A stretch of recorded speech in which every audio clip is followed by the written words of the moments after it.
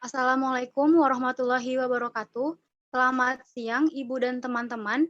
Perkenalkan kami dari kelompok 5 akan mempresentasikan hasil diskusi kami yaitu tentang bunga. Sebelum kami mempresentasikan hasil diskusi kami, izinkan kami untuk memperkenalkan diri terlebih dahulu.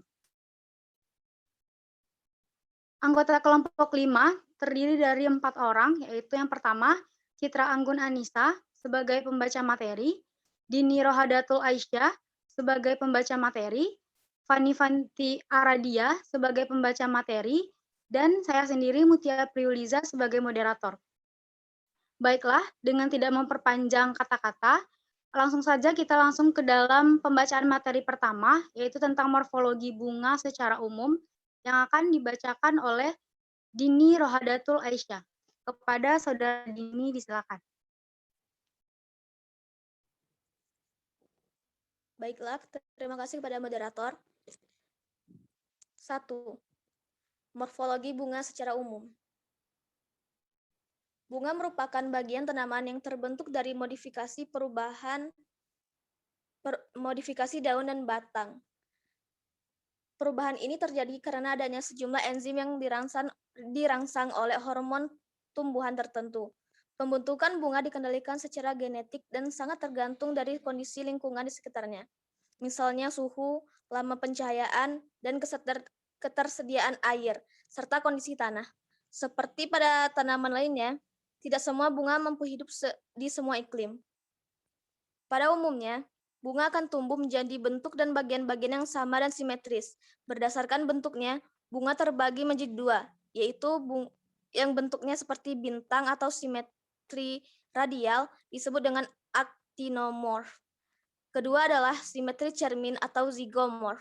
Namun, bunga berbentuk actimorph adalah yang paling sering dijumpai.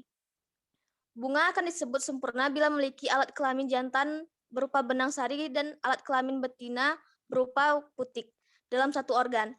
Bunga yang memiliki keduanya disebut dengan hermafrodit atau bunga banci. Bunga akan disebut sebagai bunga lengkap bila memiliki bagian utama yang terdiri dari 4 bagian, yaitu kelopak bunga, mahkota bunga.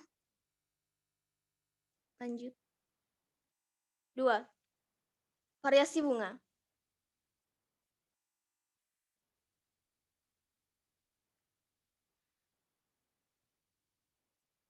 Kelengkapan bunga.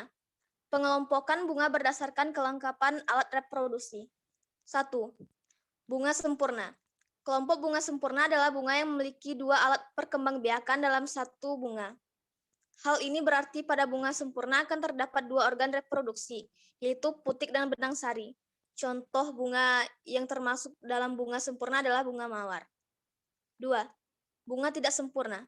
Bunga tidak sempurna ditandai dengan adanya satu alat perkembangbiakan saja. Alat perkembangbiakan pada bunga tidak sempurna bisa terdiri atas benang sari saja atau hanya putik. Contoh dari bunga yang termasuk dalam bunga tidak sempurna adalah bunga salak. Next. Pengelompokan bunga berdasarkan kelengkapan strukturnya. 1. Bunga lengkap.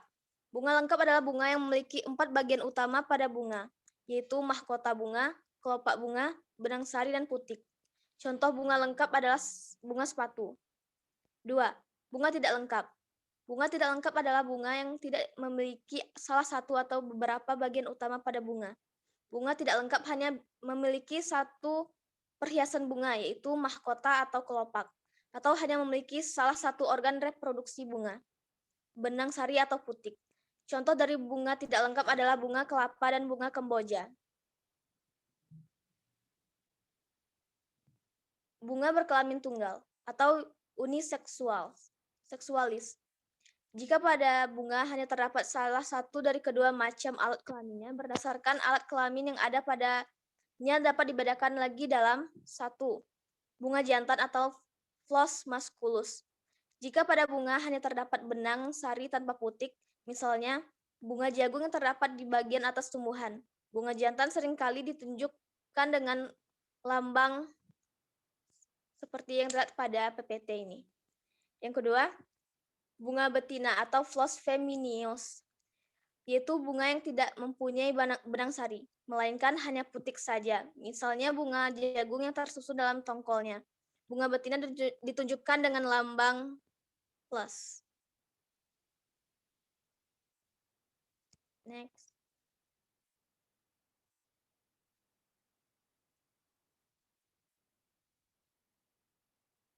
B.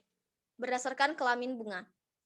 Bunga banci atau berkelamin dua atau hermaphroditus, yaitu bunga yang terdapat pada benang sari atau alat kelamin jantan, maupun putik alat kelamin betina. Bunga ini seringkali dinamakan pula bunga sempurna atau bunga lengkap, karena biasanya pun jelas mempunyai hiasan bunga yang terdiri atas kelopak dan bunga mahkota. Misalnya pada bunga terung atau Solanum melongela L. Sekian, terima kasih. Kembali kepada moderator. Baik, terima kasih kepada Dini Rohadatul Aisyah. Untuk pembacaan materi selanjutnya akan dibacakan oleh Citra Anggun Anissa. Kepada Citra Anggun Anissa, disilakan. Baik, terima kasih moderator. Bunga mandul atau bunga tidak berkelamin. Jika pada bunga tidak terdapat benang sari maupun putik, misalnya bunga pinggir, bunga pita pada bunga matahari.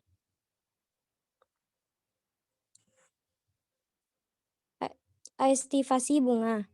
Aestivasi merupakan tata letak daun kelopak dan mahkota terhadap sesamanya. Variasi susunan daun kelopak dan mahkota antara lain sebagai berikut. 1. Terbuka atau aperta. Jika tepi daun kelopak atau mahkota tidak bersentuhan sama sekali. 2. Berkatup, valvata. Jika tepi daun kelopak atau mahkota tidak bersentuhan tetapi tidak berlekatan. 3. Berkatup dengan tepi melipat ke dalam atau induplicativa. 4. Berkatup dengan tepi melipat keluar. Reduplicativa. Yang kelima, menyirap atau implicata, tepi saling menutup seperti genting. Simetri bunga. Yang pertama, radial simetri atau achriomorphous. Bunga dibelah oleh sebuah bidang simetri dalam 3 atau 6 jurusan dan setiap kali akan menjadi 2 bagian yang sama dan sebangun. Yang kedua, bilateral simetri, zygomorphous. Bunga dibagi oleh bidang simetri dalam satu jurusan yang sama dan sebangun. Yang ketiga, asimetri atau asimetrus, di mana suatu bunga yang tidak dapat dibagi sama sekali oleh bidang simetri menjadi 2 bagian yang sama. Bagian-bagian bunga. A. Dasar-dasar bunga. Dasar bunga merupakan ujung tangkai bunga. Tempat melekatnya bagian-bagian dasar bunga dapat mengalami perkembangan sebagai berikut. Yang pertama, hipantium. Jika dasar bunga berbentuk seperti cangkir atau tabung, calx, corolla, dan stamen melekat di tepi, contohnya pada bunga ros. Yang kedua, torus.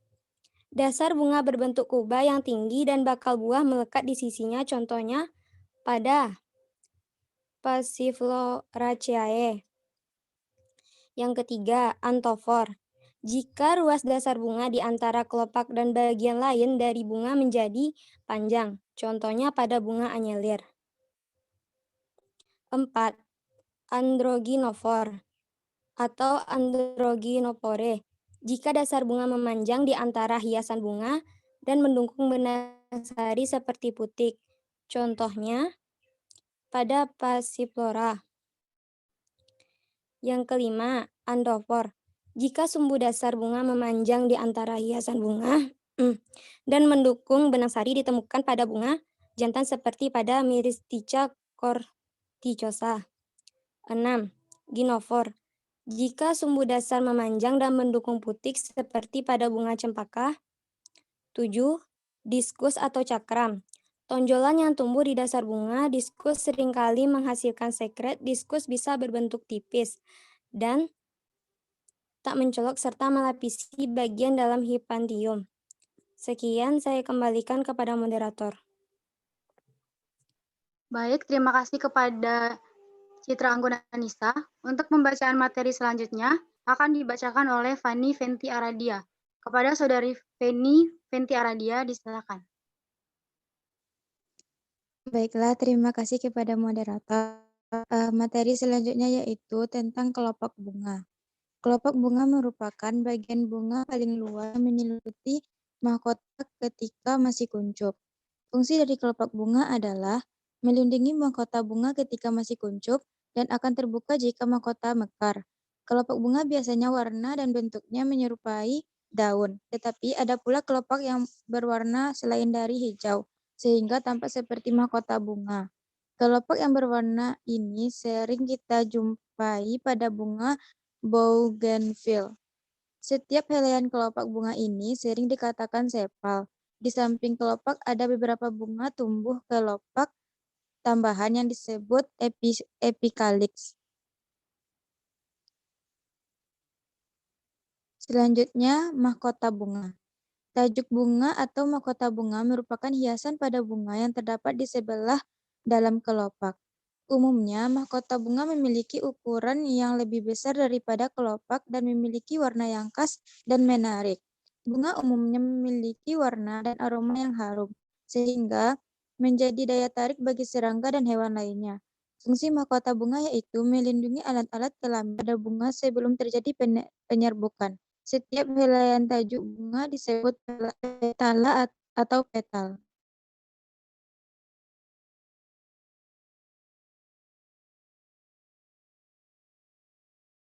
Selanjutnya yaitu tenda bunga. Tenda bunga adalah hiasan bunga yang tidak lagi dapat dibedakan mana kelopak dan mana yang mahkota bunganya. Bagian-bagian yang menyusun tenda bunga dinamakan tenda bunga atau tepala, yang menurut bentuk dan warnanya dapat dibedakan dalam dua golongan, yaitu satu serupa kelopak atau kalisinus. Jika warnanya hijau seperti daun-daun kelopak, biasanya tak begitu basah dan tidak begitu menarik, seperti terdapat pada bunga berbagai jenis palmae atau palmae. Yang kedua, serupa mahkota atau corolinus. Jika warnanya bermacam-macam seperti warna tajuk bunga, biasanya lebih besar dan bentuknya menarik, bahkan lebih menarik dari tajuk bunga sesungguhnya. Contohnya adalah dari suku Orchidaceae. Pada daun tenda bunga yang bersifat seperti tajuk, dapat pula dibedakan dua bagiannya, yaitu kuku atau anguis dan helaiannya atau lamina. Pada daun tenda bunga, dapat pula alat-alat tambahan yang berupa sisik-sisik atau rambut-rambut seperti pada daun kelopak dan daun mahkota. Selain itu, bagian-bagian bunga berlekatan atau gamopilus. Tenda bunga yang berlekatan memperlihatkan bentuk yang beraneka rupa seperti pada tajuk yang berlekatan. Yang B, lepas atau bebas atau platypilus, tenda bunga yang saling lepas atau bebas satu sama lain. Contohnya adalah bunga sungsang atau Gloriosa superba L.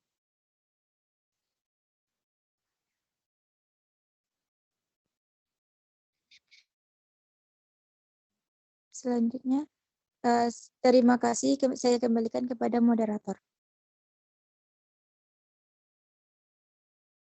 Baik, Ibu dan teman-teman, demikianlah pembacaan materi dari kelompok kami. Bagi teman-teman yang ingin memberikan kritik dan saran serta memberikan pertanyaan, bisa dituliskan melalui forum diskusi di e-learning. Demikian yang bisa kami sampaikan, terlebih dan terkurang kami mohon maaf. Billahi taufiq wal hidayah. Assalamualaikum warahmatullahi wabarakatuh.